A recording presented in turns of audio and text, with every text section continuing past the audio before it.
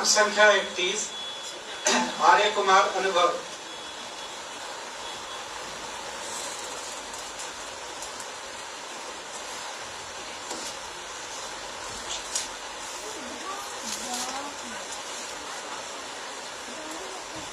नमस्कार, मैं आर्य कुमार अनुभव। अगर हम भारत को 2047 तक एक विकसित राष्ट्र बनाना चाहते हैं तो हम भारत के सभी नागरिकों को संगच्छध्वम संवदध्वम संभो मनानसी जानताम देवभागम यथा पूर्वे समजनान उपासते, इस भावना के साथ अपना अपना जिम्मेदारी समझना होगा, जिसके लिए हमें कुछ उद्देश्यों को निर्धारित करना होगा, जिसमें से हमारा पहला उद्देश्य होना चाहिए शिक्षा और कौशल का विकास। हम पढ़ाई सिर्फ डिग्री के लिए नहीं बल्कि नॉलेज लेने के लिए करें, क्योंकि education is the most powerful weapon which you can use to change the world. और हमारा दूसरा उद्देश्य होना चाहिए मेड इन इंडिया को अपनाना। जब हम भारत में बनी हुए स्वदेशी वस्तुओं को अपनाएंगे तो इससे उसके निर्माताओं को प्रोत्साहन मिलेगा और आत्मनिर्भरता को बढ़ावा मिलेगा, जिससे बेरोजगारी जैसी समस्या को दूर किया जा सकता है। और हमारा तीसरा उद्देश्य होना चाहिए स्वच्छता और पर्यावरण का संरक्षण। साफ सफाई को हम अपने दिनचर्या के एक अभिन्न अंग बनाएं, ना कि किसी अभियान का केवल हिस्सा मात्र।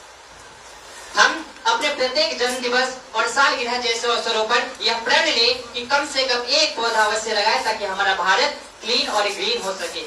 माता भूमि पुत्रो अहम पृथ्व्या, अर्थात यह भूमि हमारी माता है और मैं इसका पुत्र हूँ, और प्रत्येक पुत्र का दायित्व बनता है कि वो अपनी माता की रक्षा करे। हमारा चौथा उद्देश्य होना चाहिए डिजिटल इंडिया और तकनीकी सशक्तिकरण। यत्र विज्ञानम तत्र श्रेय, अर्थात जहाँ विज्ञान है वहाँ समृद्धि है। आज का युग तकनीक का युग है और इस तकनीकी का हम सही से उपयोग करके भारत के उस अंतिम व्यक्ति तक भारत सरकार द्वारा चलाए जा रहे विभिन्न योजनाएं तथा महत्वपूर्ण जानकारियों को पहुंचा सकते हैं, जिससे वे लोग वंचित रह जाते हैं। लेकिन आजकल की युवा पीढ़ी इस सोशल मीडिया का गलत इस्तेमाल कर रही है, जिससे वह न तो अपना स्वयं का भविष्य देख पा रहे और न ही देश के हित के बारे में सोच पा रहे। हमारा पांचवा उद्देश्य होना चाहिए राष्ट्र के प्रति अपनत्व का भावना। जब मैं और मेरा जैसे शब्द राष्ट्र के साथ जुड़ता है तब हमारे हृदय में अपनत्व की भावना जागृत होती है, जो हमारे देश के संसाधनों तथा संपत्ति को अपना समझने के लिए प्रेरित करता है।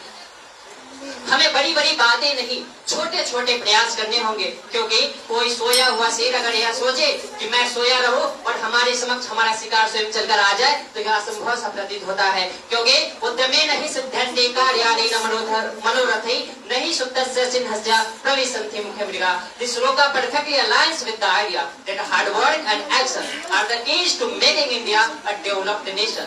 मैं समय को ध्यान में रखते अपनी वाणी को विराम देना चाहता हूँ और अब न रुकेंगे न झुकेंगे, अब न रुकेंगे न झुकेंगे, हम अपने भारत को विकसित करके ही लेंगे। तब जय हिंद, जय भारत।